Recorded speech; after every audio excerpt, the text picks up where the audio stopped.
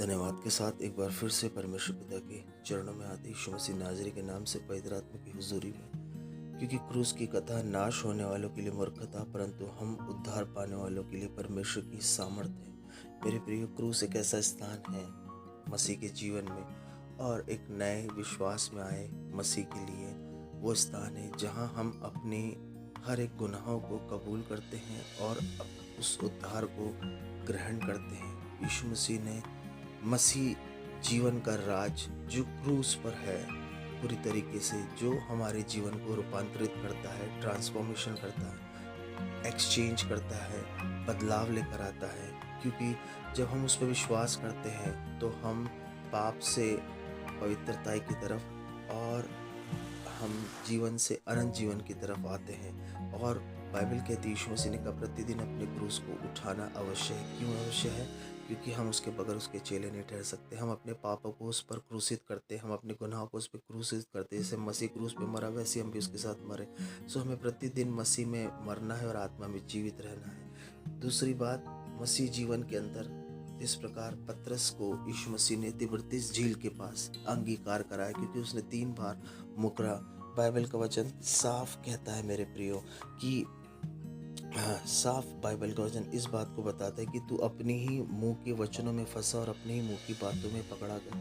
मेरे प्रिय, अपने अंगीकार को हमें दृढ़ता से थामे रहना। प्रतिदिन हमारा अंगीकार सही है। जीव के वश में जीवन और मृत्यु, आशीष और श्राप दोनों होते हैं। सो जो अपने मुंह की चौकसी करता है वो अपने प्राणों की रखवाली करता है। हमें क्या बोलना क्या नहीं बोलना है, बाइबल का वचन कहता है कि घटते बढ़ते बरकटों से परमेश्वर प्रसन्न नहीं होता।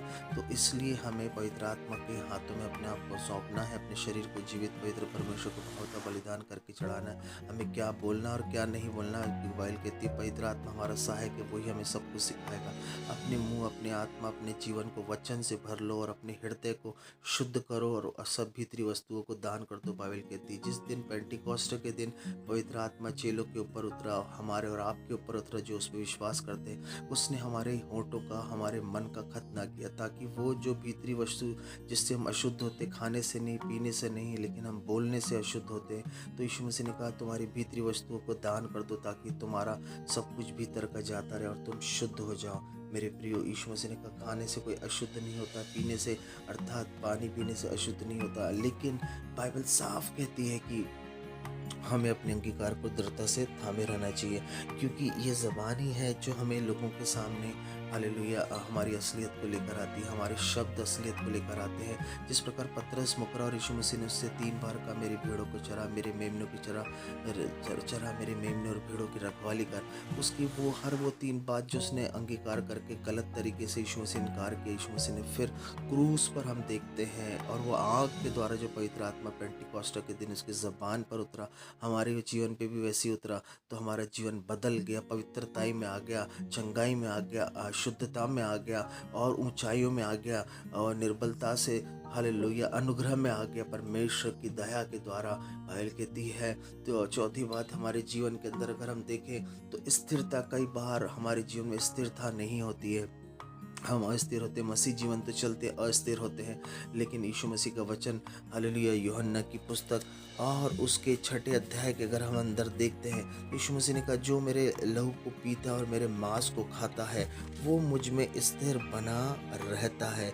वास्तव में यीशु मसीह का लहू खाने की वस्तु और पीने की वस्तु, उसमें जीवन, अनंत जीवन है, सर्वदा जीवित रहता है। तो जब हम यीशु मसीह के लहू को पीते और मांस को खाते हैं, हमारे जीवन में स्थिरता आती। क्यों? क्योंकि मसीह के जीवन, मसीह के लहू में उसका स्वभाव है और मसीह एक ऐसे स्वभाव से आया था जो किसी मनुष्य का नहीं, लेकिन वो पवित्र आत्मा से उत्पन्न हुआ था मरियम की गोद में से और गर्भ में से। वैसे ही जब यीशु मसीह के लहू को पीते हैं हम स्थिर रहते हैं, हमारी अस्थिरता जाती है हमारे जीवन में, हमारी नौकरी, हमारे व्यापार, हमारे आत्मिक जीवन, बाइबल रीडिंग, पारिवारिक और पति पत्नी के बीच, माँ बाप के बीच, बच्चों के बीच सारी अस्थिरता जाती है। स्थिरता आती लहू पीने से और मांस खाने से। बाइबल कहती है कि यह व्यवस्था की पुस्तक हमारे चित्त से नहीं उतरनी चाहिए, रात दिन इस पर हमें मनन करना चाहिए, हमें बाइबल रीडिंग करना चाहिए, बाइबल का अध्ययन करना चाहिए, डिवोशंस करना चाहिए, प्रार्थना करना चाहिए। वचन की सहायता से बाइबल कहती है, भजन संहिता 119 के 118 के 17 में लिखा है कि मैं ना मरूंगा, जीवित रहूंगा, परमेश्वर की वचन की सहायता से उसकी प्रशंसा करूंगा। मेरे प्रिय, वचन हमारी सहायता करता, मदद करता। वचन कौन है? यीशु मसीह ने कहा मेरे वचन में जीवन और आत्मा है, पवित्र आत्मा ही वचन है, यीशु मसीह वचन है, परमेश्वर पिता वचन है। तो उस वचन के द्वारा हमें सहायता मिलती है। वचन में जीवन है।